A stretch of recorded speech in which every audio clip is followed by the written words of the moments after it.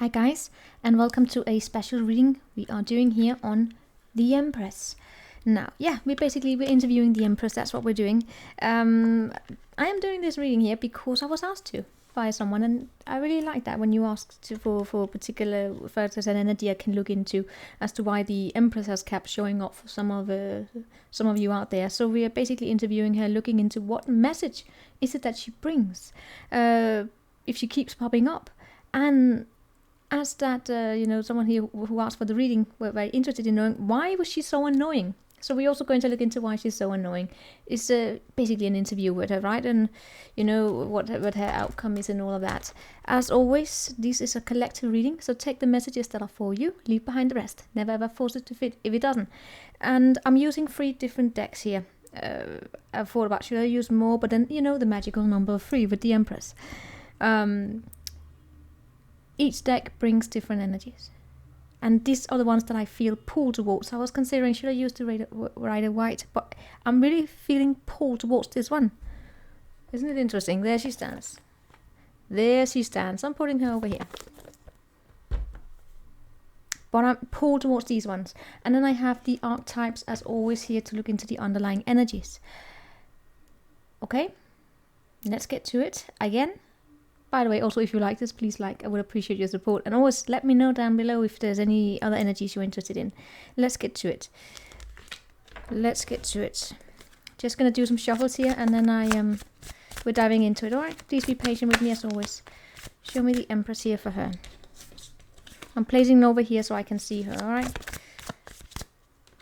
This is the Line Strider deck. See, you know what struck me with all of these Empress energies? That they are always they're flashing. They got their nude little, their titties out, alright? All of these threes have got their titties out for some reason or another. Speaks about vulnerability. I've also something here about embracing your body for what it is. The Empress is the body, right? As with time. Alright, let's see here. I'm just going to do the shuffles here for her. We're starting looking into the message she brings. Why she is annoying. And then what else? What message she brings? Why is she annoying? What message she brings in regards to your current life here? Why is she annoying? Alright, we're going to look into that. Yes. We're starting here. Oh my god, did I get... That's interesting. We have here the High Priestess underneath her starting off, right? That is basically... that's the flip coin of her feminine energy. Because the Empress is the feminine energy, connected also to the High Priestess. Yeah, I had another deck here. You had the Empress with the... what's it called? The Crescent Moon as well. She connects to that inner knowledge. The Empress is more related to the mother energy. She's nurturing, she's creative, she's more explicit. Can we say it like that? The High Priestess is far more, it's more subjective. Alright, let's see the Empress here in this one. And then we're gonna get to it, right? We're looking into how the message she brings with her, why she's annoying, and outcome and all of that. Show me the Empress in this one.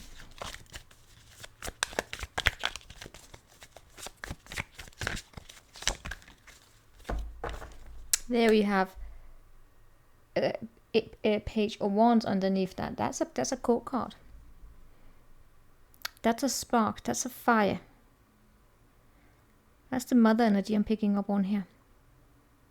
That of being nurturing to people or that of giving a lot of nurture here to people around you and their creative ideas, because that's what the Empress can. She can nurture.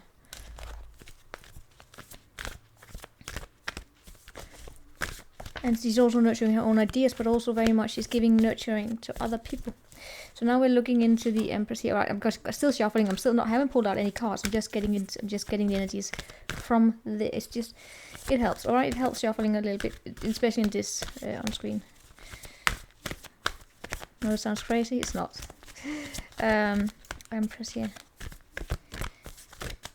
What message do you bring? And why are you annoying? I love this. Why are you so annoying?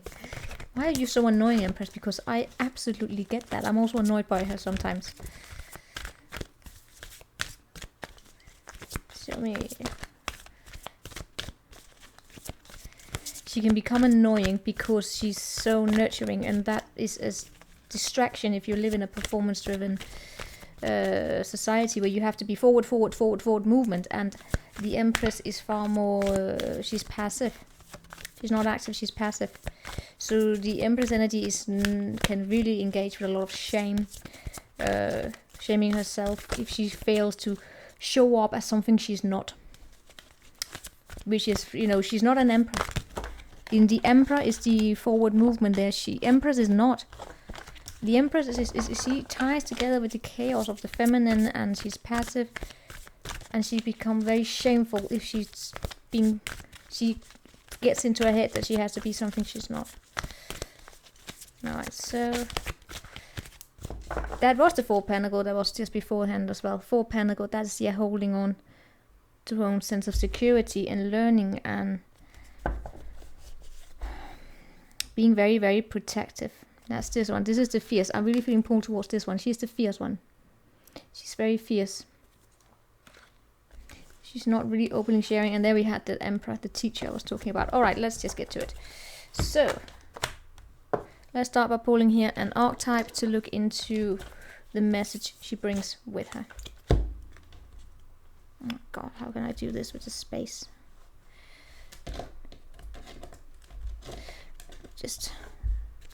Alright, perdóname. Speaking of the chaotic feminine energy here, man.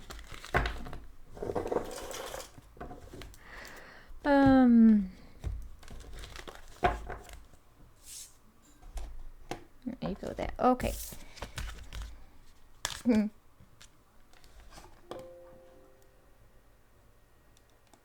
Just about to shut down the entire streaming here. Taping. Beautiful. Can we see why she's annoying? No. The healer showed up there. That's why I get the annoyance with the Empress, is because she's...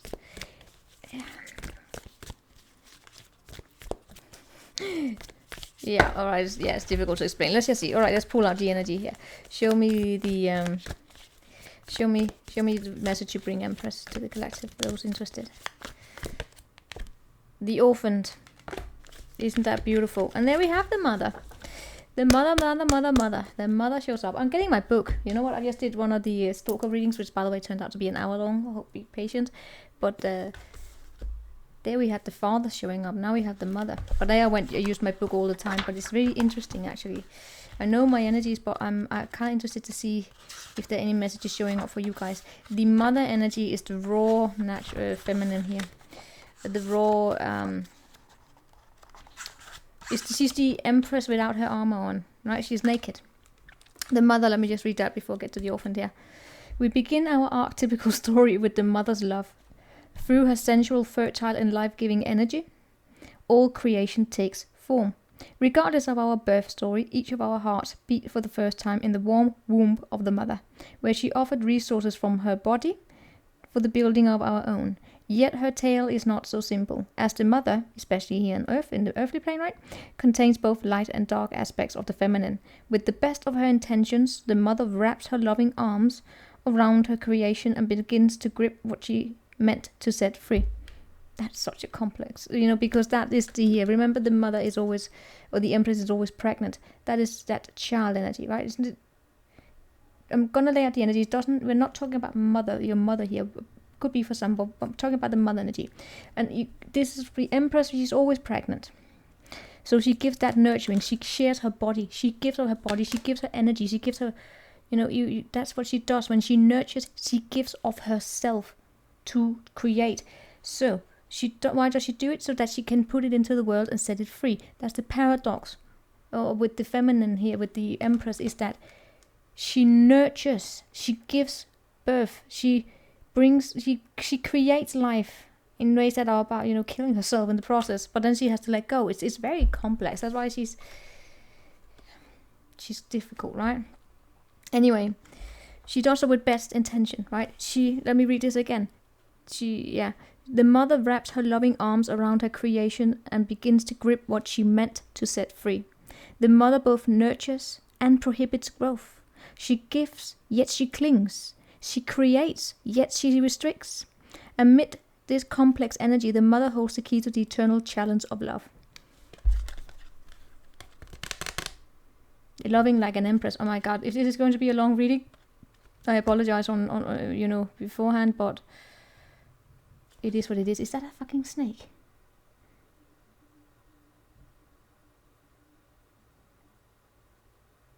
Better hope not. I can't deal with it anymore. Anyway, when she's light, right? That's basically alright. When she's light, she is glowing. She's generative, she's creative, and she's very nurturing. But when the dark aspects of the feminine here, the mother, is that she can be dim, exhausted, controlling, and limiting. She restricts. But here we have a shadow that shows up as having a firm understanding of what I call the pain of love. That is why sometimes I get annoyed with the Empress. That was my own personal issue with the Empress, because I had my issues with her. And that is that coming to the understanding that, when it comes to love, unconditional love, like the proper one, not the I love unconditionally because I have expectations, but just that of just caring, of fucking caring, even though you just feel as though you don't have a choice, but you just care, right? Part of that to love is to also accept pain.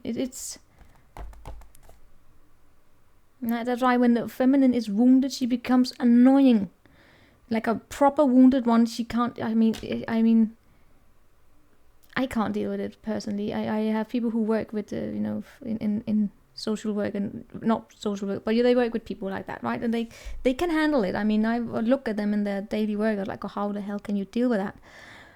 Because it can feel so draining. Because she becomes draining when she's very wounded, right?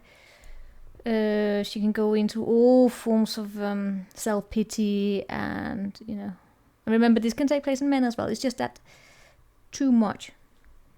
But she shows up as having accepted here, right? So it's actually she's not a bad Empress. The Empress is good in this case, and especially also with the orphaned. Now that's actually far more interesting, because that's how she plays out in your life, orphaned. To be orphaned basically is speaking of a child healing an inner child, because that's also how the Empress are gonna. Yeah, let me try and keep it cool here. The orphan speaks about having gone through an experience in your life where the warmth in your experience, right? Doesn't have to be your mother. Very important here to say, because you can go gone through an experience where you were hoping that someone here would have taken your hand and just given you nurturing at that time, and no one really grabbed it. And you could still, if you were to have looked around here, you could have seen you probably had parents or other people who would have done it, but it was probably not that one. And then it depends on how you experienced it, right? It is so important here for me to really nail that down. It is your personal or subjective experience of it. So no shaming here, because I see that a lot. That's also typical for the feminine here, to start shaming herself for having felt sad, because they know they shouldn't be complaining, because they look around and they have so much to be grateful for. So why should they even have the audacity to express that they are dissatisfied? It is your personal experience. So no, I'm not going to say to be the judge, but the orphan is the experience of having felt alone in a particular situation where there was no guidance. The father was not there, the mother was there. Remember, the mother here, which shows up, is that of there being just someone who was there for you, not actually here because the father is not there, right? So meaning it's not the mother energy we were talking about. So it's actually not about that, about being guided. It's that about having that, when you can come home after a long day and you just have someone who gives you a hug and just said, yes, it was a rough day. Can I brew a coffee for you? It's not about that coming with this solution to it, because that's what the father does if he's there, right? But the mother, she just fucking listens. She says the feminine mother energy, Remember, gender does not matter. We're talking about energies here. That is that of just having someone who just, they are there for you. Shoulder to lean on, to cry on.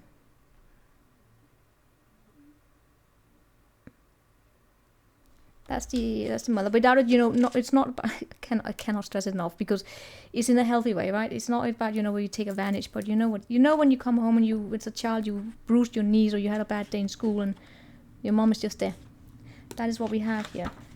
But the orphan, when she shows up like this, her, is about having deep acceptance, right? I'm gonna show you.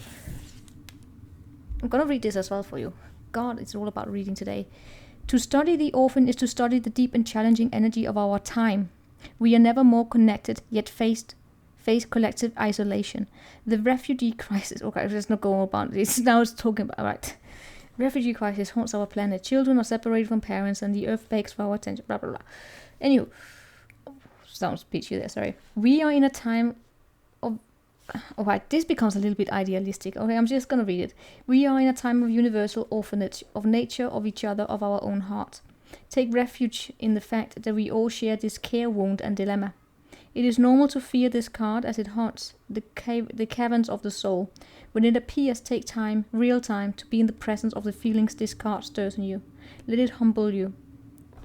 Let it humble you. What are you starving for? What is the deepest gift you could imagine giving to others? What has been rejected, and quite possibly what is most needed, dear one? See, when this is in upright as it shows up, there's a deep solace, deep acceptance, and a deep love. When it is reversed, which is thankfully has not shown up for a very long time, it is distance, and it hates, and it avoids, and it controls, and it is limits. I keep seeing these limiting energies. It shows us up those limits that we put, your self-limiting beliefs probably are coming or evaporating here. But it is that of having been abandoned, right? But let's pull out some more energies and get to it. We're just getting into the message here. It's the abandoned. Basically, when I then get here, it's a question about what is it within you have abandoned. What is the self-love of yourself, of the self-acceptance that you have abandoned? Are there any creations that you have abandoned within yourself? Any ideas? What have you abandoned?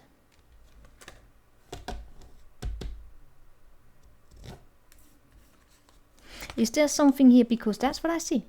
I see, this is very typical for the Empress energy to bring this story here of what seed have you planted that you have neglected, abandoned, because maybe you have to fit in to some kind of a boxed, performative driven. It doesn't really matter if it's just that you've been so busy at work you've forgotten to take care of your garden, if that brings you happiness. Anyway, let's pull out here. What message do you bring, Empress? The moon shows up with the tower. That is self-sabotaging there. Show me more. The King of Wands with the 5 of Wands. King of Wands, my God, are you got one day? These kings are driving me insane. Show me what Empress do you have here. The Queen of Cups. I've just fucked this shit. And the 8 of Cups, right? So we have the Moon, the King of Wands, and the Queen of Cups. The message comes with 2 people, and these are just annoying. The 2 annoying. I mean, I love my Queen of Cups. I love my Queen of Cups, but sometimes she's my Empress. For those who are annoyed by the Empress, she's just my Empress. The Queen of Cups annoys me these days. She's sweet, she's kind, she's nurturing, she's beautiful. But with the Moon here, right? You know what? Maybe that's, maybe there. Right.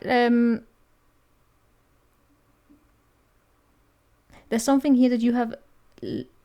There's a key trait to you. It's part of who you are. Look to your 12th house if you're into astrology. Look into what aspects you have to a 12th house, planets anywhere, to get some kind of cues that you could start journaling on in regards to yourself, to see what is it about you that you don't see that everyone else see. Right? What is it about you that you have rejected? As it shows up here, the Empress, it's most likely your feminine, kind, nurturing energy.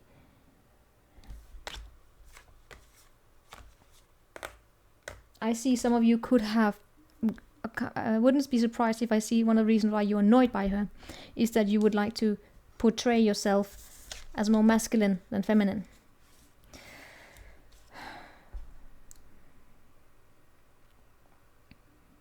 with the King of Wands here. You know, I'm gonna need to dive into more with these two court cards.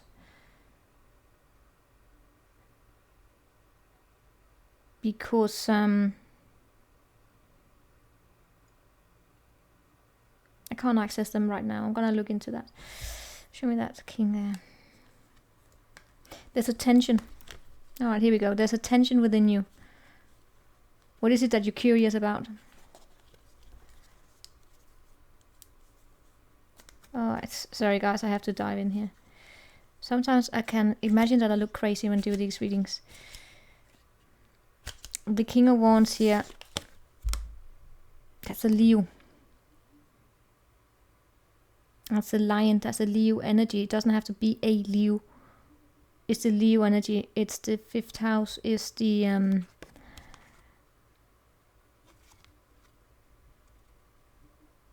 this is a desire within you. There's a tension within you.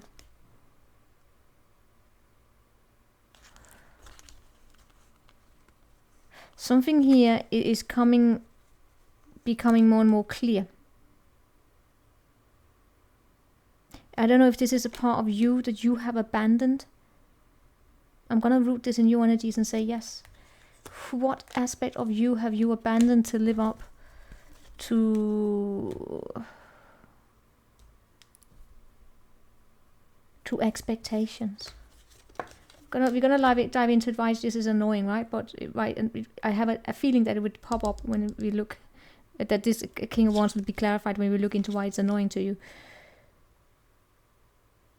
But right now I'm picking up on this fine balance between, yes, you have this feminine that you are rejecting, but then at times it's almost like you being asked to be primarily feminine when you in situations where you feel deep inside the masculine popping up, and then you are being asked to be predominantly masculine when the feminine inside of you is screaming. It's like, you know, it's off.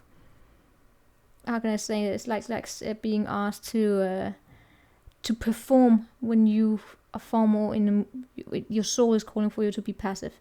To be asked to be passive when your soul is calling for you to perform. You know? And with the Queen of Cups here, that's the flip coin of it. Whenever you then show up as the Empress in your life, with the nurture, with the kindness, you have to show up very, very fierce. Some of you, I don't know if you have a history here of having to sometimes mock your own feminine energy.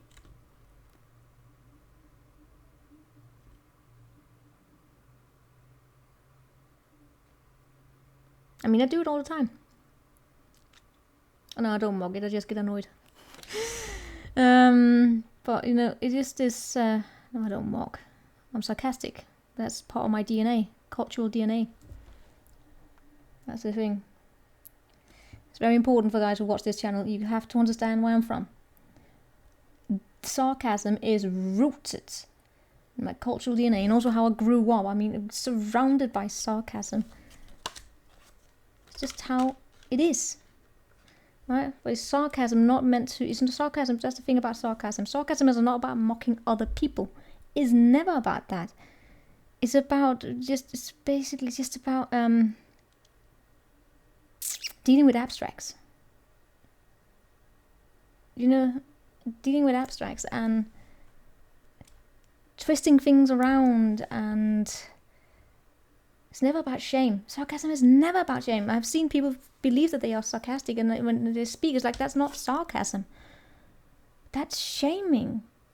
I mean, you want to know about sarcasm or something, sarcasm, irony, look, it's Monty Python, for God's sake. It's because it's like, either you get it or you don't. Anyway, sorry, Queen of Cups here. It's the silly energy. Right, you know what, I'm gonna look into why it is that you are annoyed by it. And then we will get more about what message she brings, okay? Why is she annoying? Why is she annoying? Why does she annoy you? Sorry about the long reading, guys. It is what it is, okay? Why is she annoying? Because she's... she annoys you because you have to heal her. it's everything I just said. She annoys you because you like to be rational, you like to have practical explanations. She annoys you because she puts you into a position where you have to, yeah, get this, sleep alone. No, it don't have to be like that, but you know, it's just that you are being asked here to deal with her alone. For some of you, it could be that you don't have an outlet for her, or you lacking something, a creative project here for her to flourish in, because that's the thing about the Empress here. She can become intolerable sometimes within yourself if you have that Empress energy. Trust, I know I'm Taurus. Yeah, gonna tell you in a minute, but the Empress energy, if she is part of you, if it's something that is not something that is adopted, but if she has this natural presence in your life, right? For instance, right, I have my, in terms of numerology, the Empress has a specific part in my, if you want to use that, I'm not even going to go into it, but the Empress is there, all right? And trust me when I say, if the Empress becomes intolerable when she is not being able to create, it's basically the most stressing things that it is. It doesn't matter what it is. I mean, then you start drawing or sewing or cooking, planting, whatever it is. The Empress is always at it.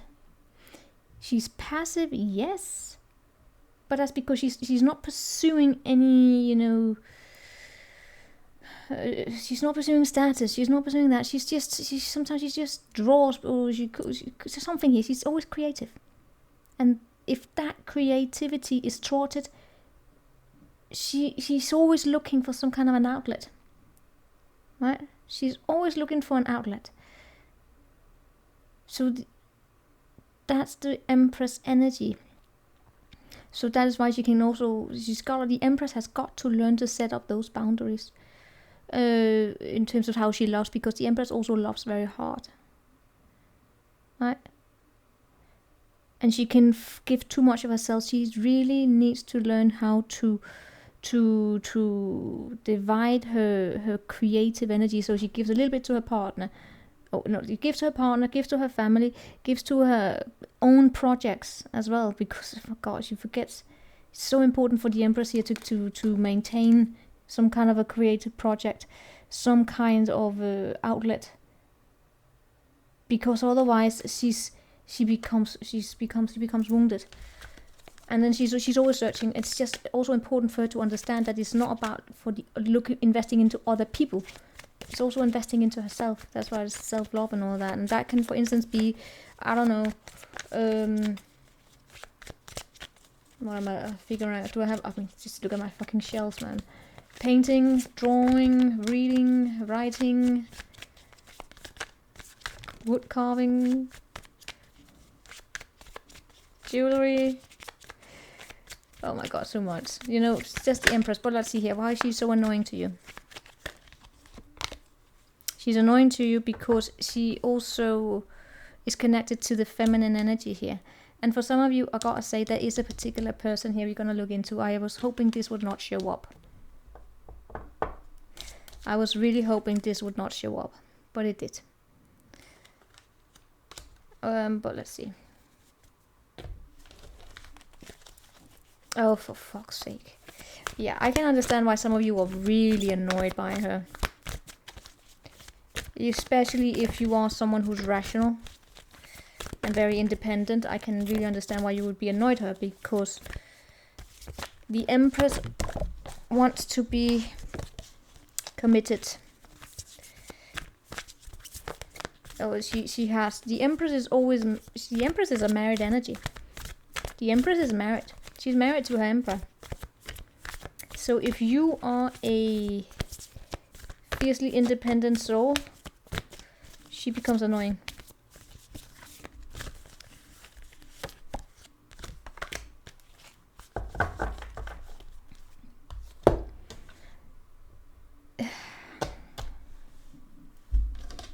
No, show me why is she so annoying to you?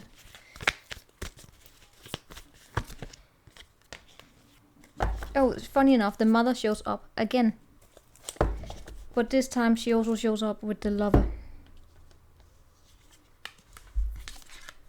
This is why she's annoying.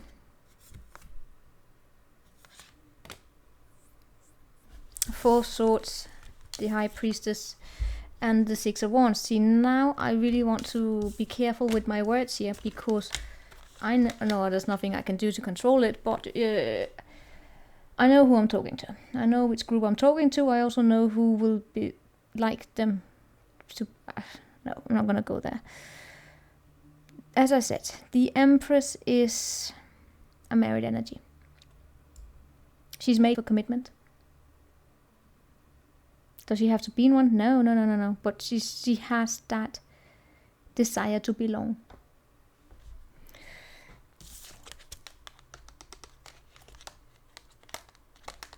And that is why possibly the Empress, when you have the Empress energy, you're always looking. You could always be looking. And if the Empress is not careful, right, if she's an Empress in reverse, she could end up settling just to settle here, right? I mean, the Empress in reverse is a lot of different things. She's just something. The Empress in reverse is, I want to call a fake Empress. Meaning that the Empress in reverse, she goes in two directions. One group is what I call a fake. Meaning that it's the self-entitled ones. And then we have another one where it's the proper Empress, but she's in reverse, but it's just because, you know, the Empress sucks at setting boundaries. Funny enough, there we have the Nine of Wands. Yes, when the Empress sucks at setting boundaries and needs to set up boundaries, because she becomes drained, she gives too much. She looks all the wrong places for outlets for her, for that. She needs to come out, you know, she has this desire to always create, and if she gives into the wrong outlets, she becomes drained, then she becomes lethargic, and that is, the Empress in reverse is not a fun energy, because that's the burnout. Can be a burnout, especially if she shows up with the with the Queen of Wands, right? She has all the queens in her. Queen of Wands, the burnout. And then the other group is that what I wish I call the fake ones, which are probably gonna piss someone off here. That is the one of sitting there believing themselves as entitled to receiving all sorts of blessings because they have they're an Empress, and then not put in the work, because that's the thing. The Empress is always working.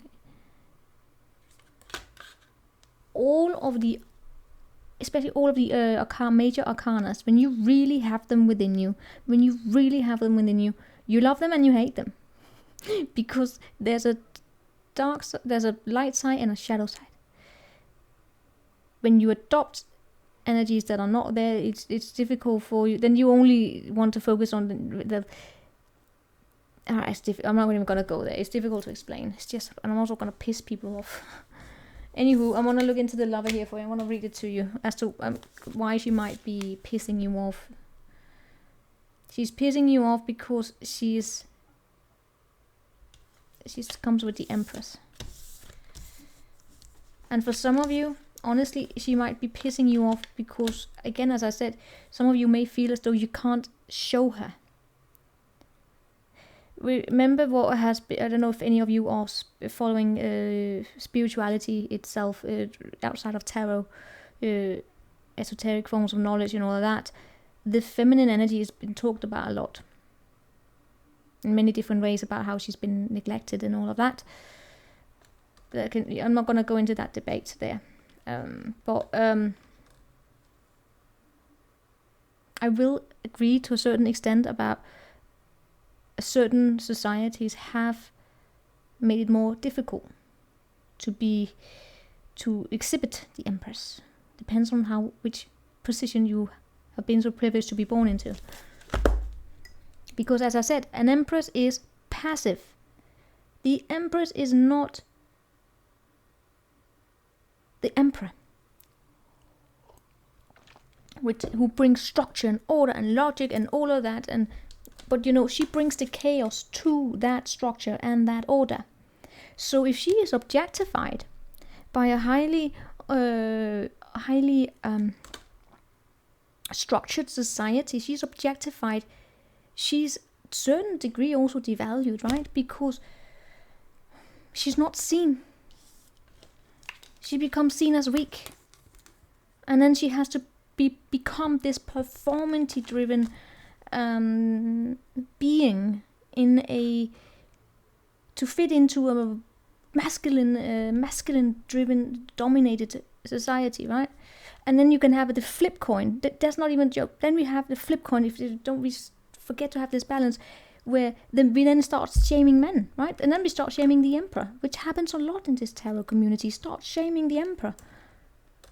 The emperor is not bad. Masculine energy is not bad. I mean, masculine energy is amazing because it brings fucking structure and logic and order. So this is why they come together in unity, right? They are aligned. But that's when we have an empress in reverse in what I would call the fake ones, you know. It depends, right? Because, you know, that would be the orphan in reverse. That would be the orphan in reverse, which is not showing up here, right? It shows up upright. But orphan in reverse is then when you start hating. You can even start engaging with all forms of gender-based hate things, right? But let's not go there. It doesn't show up here. She shows up as healed. But she can annoy you. Because she's there, you know, inside of you. And then we also have the... Alright, anyway, let's see the lover here and see. It probably shows up here. Pulsing through the heart of the lover is gratitude. The lover appreciates and experiences the world through the senses, reveling in beauty, song, art, music, scent, and sensuality. This energy awakens at the tip of our tongue when we taste the sweetness of honey, kiss a lover, or spark a gentle word to a child. The lover lingers in foreplay, aroused by not getting there, but by the slow merging of self and the other. This energy is usually experienced for short periods of time, as in order to feel it.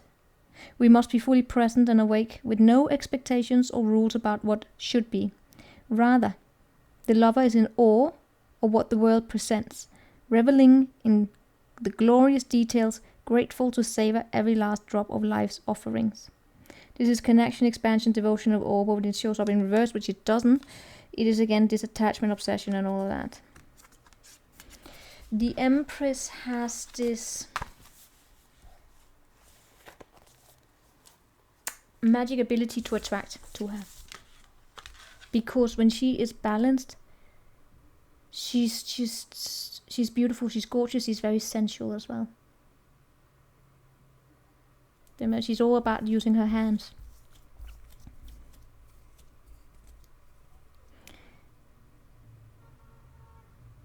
She might annoy you because you may not see her. As I said, she might be unknown to you. You may have her in her, and then without you knowing it, you're actually attracting a lot of. You might be very attractive to other people. That's also here, right? You might be extremely attractive, but you might be attracting not Empress into your life, but King of Wands, who's a step below you. King of Wands are not bad, but they can also be a womanizer. And to get an Empress, I mean, dang it. And then she becomes objectified. Right? If you tend to run into people who see you, they see your sexuality, they see you everything, and they can put you up on a pedestal and then completely abandon you. That's annoying. That's why the Empress is about setting up those boundaries. Choosing herself and knowing what kind of commitment she wants to be in. She does not settle for kings. She sets with an emperor. The Empress does not marry king, she marries an emperor. And unless that emperor shows up, well then, you know what? She's just going to stay a Queen of Cups, which is the nurturing side. See, that's the thing. When it shows up here with these two, I have said it so many times. The King of Wands shall not ever be with a Queen of Cups. I forbid it because I'm that powerful. No. Why do I not like seeing this couple together? Because the Queen of Cups is sensitive. She loves hard. The King of Wands plays hard. There are a few queens that can handle him.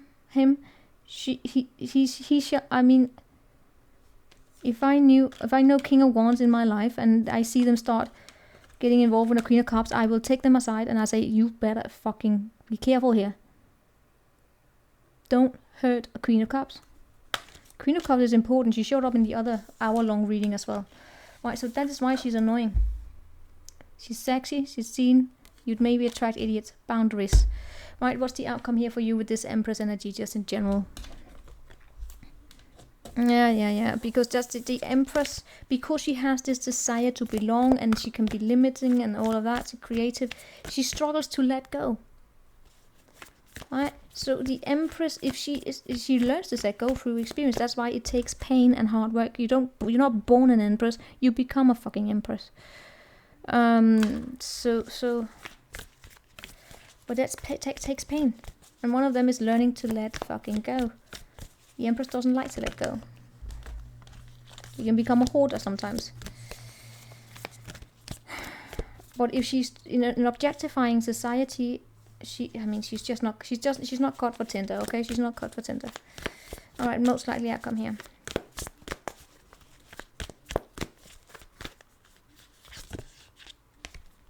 Stone cold. This is like the third or fourth reading this happens whenever I do these lately.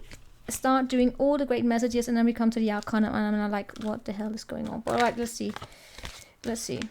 What do we have as outcome here for you? What do we have for turning cold? All right, let's see. What do we have for outcome for you? I'm gonna pull a spirit animal for you, by the way, also. What do we have for outcome for you? Oh, good thing.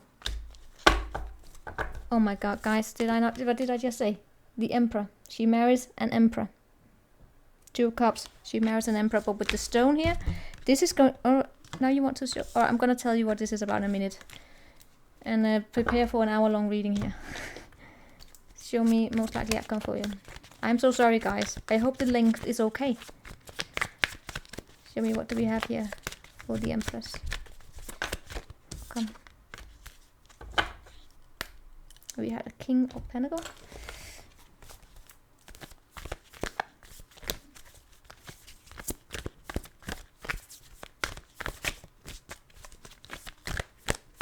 And that's also why I got why some of you are annoyed, is that energetically speaking. Okay, I'm just gonna throw it out there. It's gonna, yeah, all right.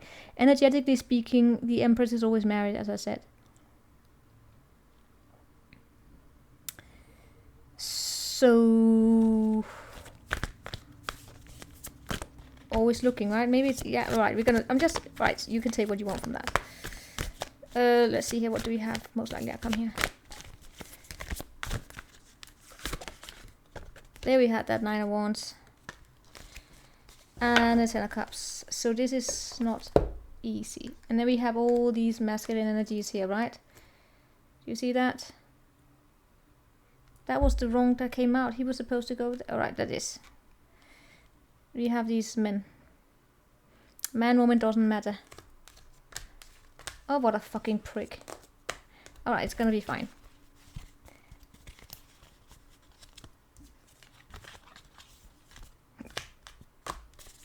Oh wait, okay, I'm gonna look into that in a minute here. I say, and I do it already. This line strider is really speaking to me today, far more than all the other ones. And Page of Wands is also important. Alright, anyway. With the stone in reverse, I'm already gonna pick that up, because the stone in reverse is something about turning stone cold, right? But the stone is also about, you know, something that's with you all the time. It never leaves. It's been there since the day you were born, right? Just think of a stone, like a little stone. I have a lava here, right? This is from Iceland. I don't know how old this is. Could be young because it is Iceland, right? But in reality, I have no idea how old this is. This rock here could have been there centuries before my time. That's how you think of rocks. Stone. They stay. They are most of the time. Well, they also change, right? They change because of weather and all of that. But they are permanent. They're just there. They never move. Unless outside, they don't move on their own unless outside forces come out there. But that's how you should think of the stone, as something that's always there. It's always with you. And then we look here at the moon energy. It's like, yeah, it's not. You may not see it, but it is always here. It's basically, yeah, you know, think of that heart there. It's always there. Even while heaving, even when in distance, it's still here. So some of you could be annoyed by the Empress energy is because you feel possibly inside a connection, whether you know the person or not. Maybe it's just, yeah, maybe it could actually just be a fantasy, right? Meaning that you're seeing that Emperor, you don't know who it is, but it's just, and that's annoying. That's annoying. It actually can feel like a little bit of a lack. And that's annoying. I mean, you don't want to feel in lack. You shouldn't be in that scarcity mindset about, I'm born to be with someone.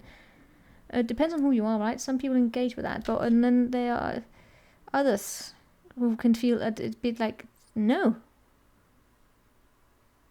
Well, let's see here. Because again, as I said, being reduced to an object, right? It's not being reduced to an object, someone's pleasure. I mean, who the fuck? See, I'm actually feeling a little bit anger there. Yeah, I should be careful with that.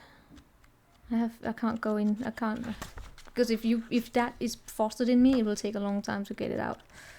That form of, you know, wrath of feeling objectified as someone's fucking. I see. You can always sense it, right? It's not good.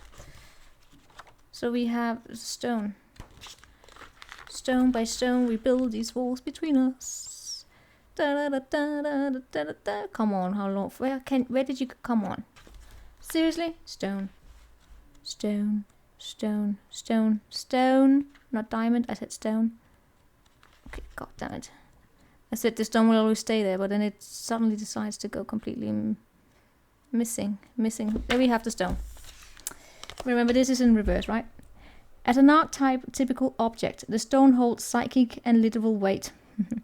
Its energy is one of permanence, concreteness, and reliability. Reverse there. The stone's ability to transform is nearly imperceptible to us, as it changes ever so slowly over countless human lifespans. A single stone may see thousands of generations come and go. That's basically everything I said, wasn't it? Come and go. Therefore, it contains an ancient and internal presence. The stone is best used to anchor our wild side, so no matter how far we roam, we can always find our way back. The stone tethers us to earth. Alright. It tethers us to earth, helping to ground and connect us to stillness, quiet, and peace. When this card appears, it is likely the stone is a remedy for what ails us, humble and easily unnoticed. The power of the stone balances and friends the world out of our world. I have a massive warning here in this one. Here's the thing, when it shows up like this, it's a steadfast, loyal, committed present. When it shows up here, it's weighed down, hold back, and cold. And then I look at the Six of Pentacles and the Nine of Wands. This is being objectified to become supply to a narcissistic supply. That is the risk of the Empress when she deals with fucking idiots who objectify her. I cannot give a big warning sign out for you here. For some of you who are waiting around for one particular person, who has the assumption that you will just wait around here. I'm not joking. Do not give in to forms of breadcrumbs. Do not become dependent on the efforts of everyone else. That is the lesson of the Empress. Yes, you may feel as though she's committed, but not to the extent that she abandons herself.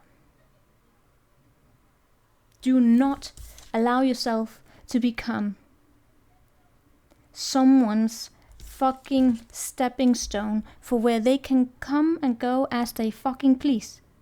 You are not a tool. I mean, sorry, there we get. No. But other than that, 2 of Cups. What will happen?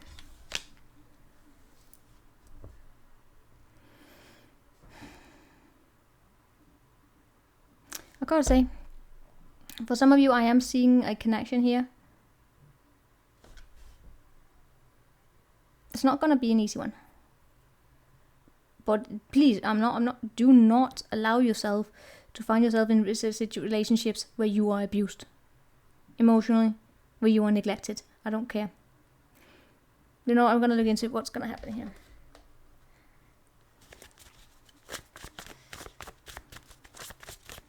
Where you are weighed down and you become stone cold because you feel as though, because you have the status of an empress and you feel that empress, then you to someone who's a fucking prick, who keep their options open. Fuck them. If someone shows up with the capacity to be an emperor and they don't show up as an emperor in your life, they show up as an emperor in reverse, which is someone who wants to control the fucking shit. You don't have to be the empress. Show me here.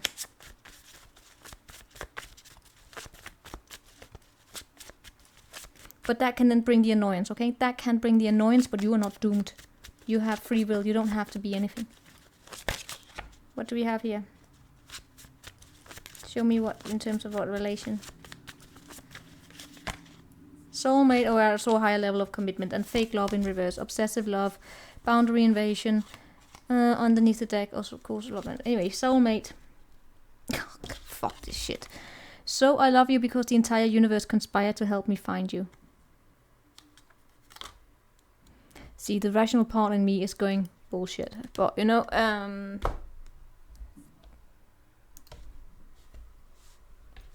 that's because the stone came up, right? It's because that's because of the stone, the Six of Pentacles, and the Nine of Wands. I will not stand by forms of abuse. I don't care. I don't care how much love there is. I will not stand. I will not. But I can't. It's up for you guys to live, to make your own decisions. I'm not saying that it is. I'm saying that, you know, it could of course be a beautiful connection coming up. Of course there could. Of course there could. But when I look at this, you know, okay. Forgiveness and being a pro-social opponent. Okay, fine. Be considerate and compassionate and don't antagonize. Okay, sorry. Do not give in to antisocial and self-serving. Considerate of your opponent's health and emotional well-being. Okay, I'm sorry. Sorry. Alright. I get annoyed, okay? But then we have here forgiveness. It's a spiritual practice in which you grow through learning. Forgiveness moves you forward and not backwards or stagnant. Okay, I get it. Okay, I get it. I'm still saying. Just in case. In case you find yourself wrong. I'm not just in case.